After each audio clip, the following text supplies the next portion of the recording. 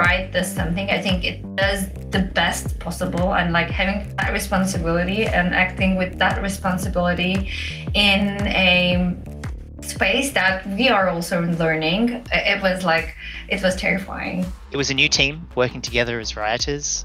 It's a new sport as well. It's a new game, a game that's really growing and popular. It's also a new structure in working together as Europe and MENA. And our fans, of course, as they should, had very high expectations. It's really exciting to start working on a completely new esports, bringing completely new content, completely new infrastructure, completely new teams and players that we have never seen before, and creating a lot of cool content around it.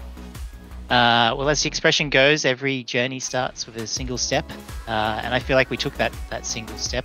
In the beginning, it was quite messy, and there was no understanding of what we can do just to, to build this community and to build this fan base. The first season of VCT was probably an absolute fiesta in EU, that's for sure. I mean, there were so many teams, so it's so competitive, and like when it's that competitive, it's honestly kind of scary. Like you're like, oh, we're only in the groups, but then you look at the groups and it's like, oh goodness, there's some good teams in here. And then if you make it to playoffs, you're like, oh my goodness, there's even better teams here. And then obviously if you keep getting further and further up, it's just challenging, So stage one was an absolute whirlwind. We had to put together a lot on a tight time frame. Stage one was kind of trying to figure out like what the level is on the game, but it's still a new game, so like everything is evolving so fast. The players here have such different backgrounds, such different stories, such different journeys, and really understanding that and getting to know these players is pretty amazing.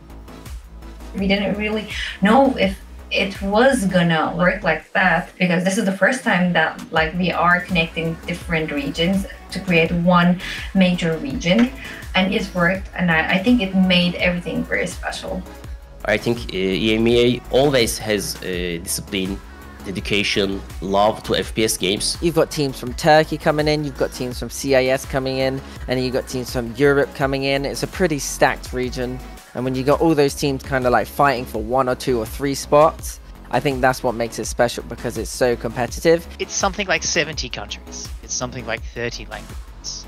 So I think that diversity of the teams and the players is really special. This is not only about the teams and players, it's also about the team that worked on VCT and Rioters that worked on VCT and other partners, because we are so different. We are from so many countries, in Turkey, in Russia, and a lot of EU countries, and we also learn it from each other. We also have these different techniques, and we are so diverse, and this experience just makes us stronger. I think nobody expected 2021 globally to be the way it went. Everything we try to do is just to create great fan experience and for people to enjoy the broadcast and the new tournament. And I think for the first year, without coming with really big expectations, I think we achieved quite a lot. We had some pretty funny characters emerge this year. We had some incredibly hype games. We had some edge of the seat moments. We had it all. That's my whole experience, like an absolute squeaky bum time ball ache. EMEA in 3 words. The first is definitely diverse. The second would be depth of the talent pool. And the third, powerful. Brave, visionary, and ready. Successful FPS history. Smart, versatile, and skill. Dunno. Absolute mad gamers.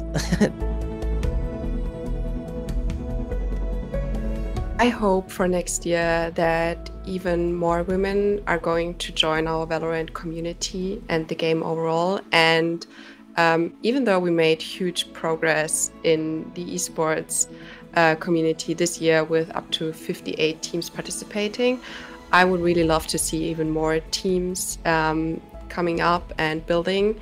And I really cannot wait for some of the women to be picked up in the VCT main rosters and for teams to become more diverse. For our plans for next year, all I feel is just being really excited. We have managed to overcome many challenges and create really cool stuff this year for the fans. So next year will only be better.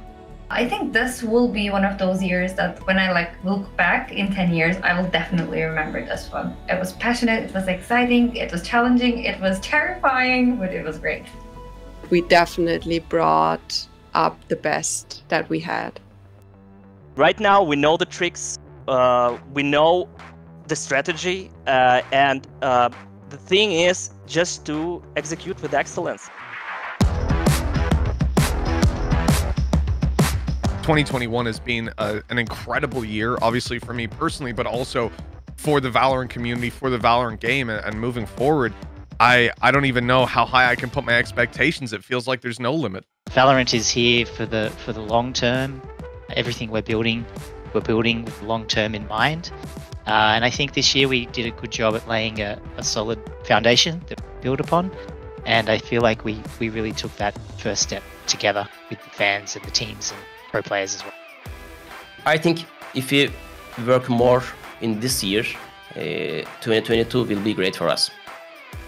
2022, I'm just hoping for another good season, you know. I wanna win tournaments, I wanna win trophies, and I wanna win, well, yeah, I wanna win everything. So if I can't win everything, I wanna win one thing, and if I can't win one thing, I wanna still be putting up a good fight.